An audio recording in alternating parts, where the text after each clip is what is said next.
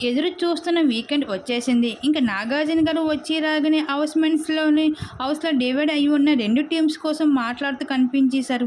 మణికంఠ, అశ్విని, సోనియా, పృథ్వీ, నిఖిల్ వీళ్ళ ఐదుగురు పైన అయితే నిఖిల్ పైన గట్టిగా అయితే ఫైర్ అవుతూ రావడం జరిగింది వీకెండ్‌లో నాగార్జున గారు. ఇంకా అసలు విషయానికి వస్తే నిఖిల్ ఏంటి నీ ఆట అని అడిగేసరికి ఏమైంది సార్ అంటే ఓన్లీ టాస్క్‌లు ఆడితే సరిపోదు. హౌస్‌లో ఉన్నంత సేపు కూడా సోనియా వెనకాల తిరగడమే స్టార్ట్ చేసేస్తావు.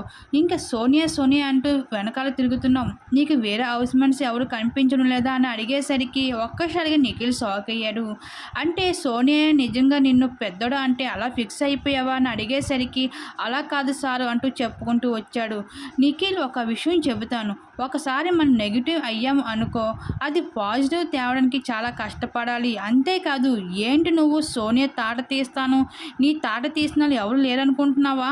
ఆమెని ఎవరు క్లాన్‌లోకి వెళ్ళాలో ఆమె ఇష్టం. నువ్వెవరు ఆమెని వెళ్ళొద్దని చెప్పడానికి అంటే, అది కాదు సార్ ముందు నుంచి మా క్లాన్‌లో ఉంది కదా! ఆ బాండింగ్‌తో అన్నాను అంటే బాండింగ్ లేదు, బొందా లేదు. ముందుగా నీ ఆట మీద ఫోకస్ చెయ్యు.